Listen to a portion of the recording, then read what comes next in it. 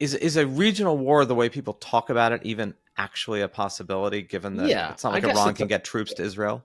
I guess it's a possibility in the sense that, the obvious major knock-on escalation is the Northern Front opens with Hezbollah fighting against Israel directly. And Hezbollah is vastly more militarily capable than Hamas. They are much more coordinated, closely coordinated with Iran. And that fighting can lead to proxy fighting that is Iranian supported across the region, to which the Israelis might decide to take a shot or two or three at the Iranians directly. If you wanted to look for a path of how you would get regional war escalation, that is the most likely. I happen to believe right now that the likelihood of Iran getting involved directly in the war, is very low. It's very low. I saw the Iranians just called for a worldwide Muslim boycott of oil against Israel, which is stupid and useless. Number one, most other countries won't support it. It's not like Iran has a whole bunch of close friends among the major OPEC producers. Number two, the Israelis get all of 200,000 barrels a day from import, in other words, from other countries. And number three, the Israelis would easily be able to make that up from any of a number of other producers without bearing significant cost.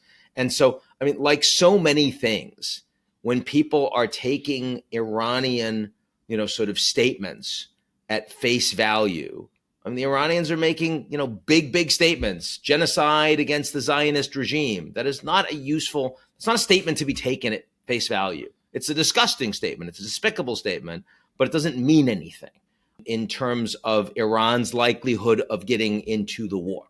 If you took them at face value, you'd think they'd already be doing it, right? They'd be like, they'd be taking these guys out. The fact is, if Hezbollah wanted to take these guys out, if they wanted to get involved in the war, the right time to do it was going to be right at the beginning, when the Israelis were unexpecting this conflict, and when they hadn't yet defended the border. They've now put huge numbers of additional security measures in place to prevent exactly that. They are now ready in a way that they weren't ready when Hamas came in.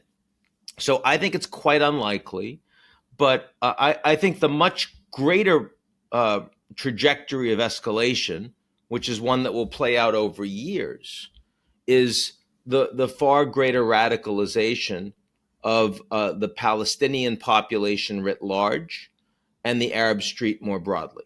And, you cannot have the kind of carnage that we have already seen and will see on the ground in Gaza and not expect this to radicalize massively more people. I am deeply sympathetic when the Israelis say we will destroy Hamas. And I don't think that's just Netanyahu. I think that is across the board of the Israeli political spectrum. This is a terrorist organization. They have every right to want them dead. What I do not understand is, how do you kill 40,000 Hamas fighters in urban settings in Gaza without radicalizing to take up arms 120,000 more? I don't know how you do that. I don't think the Israelis know how you do it. So, unless I understand the emotional desire to kill these people, I get that.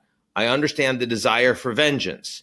But if you assume that the Israelis are rational, and I do, and that long-term what they want is a safe place to raise their families and to create opportunities for themselves, then I don't understand how destroying Hamas and a ground operation and a long-term occupation will serve Israel's interests. I don't understand that.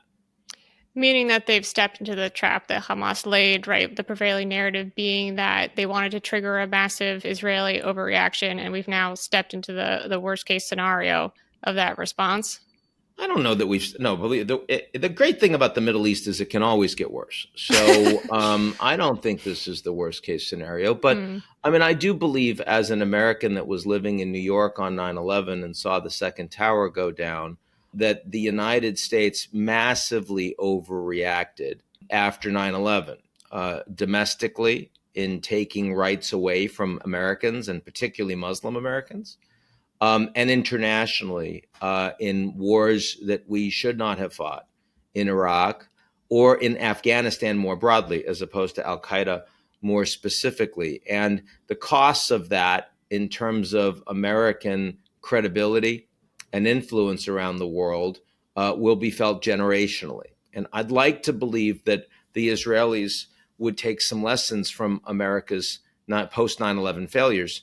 And I would say that so far, in the first 2 weeks of this conflict, it appears to me that that Prime Minister Netanyahu is bent on repeating every mistake that the Americans have made, and repeating those mistakes. At least the United States made most of those mistakes thousands and thousands of miles away, right? I mean, if you're going to make a huge mistake geopolitically, preferably do it to someone else way over there, right? That is not what Netanyahu is doing. I mean, if you engage in an invasion in Gaza, if you have a long-term occupation in Gaza, and Biden has been warning Netanyahu privately not to do this, that, as Colin Powell once said, you break it, you own it.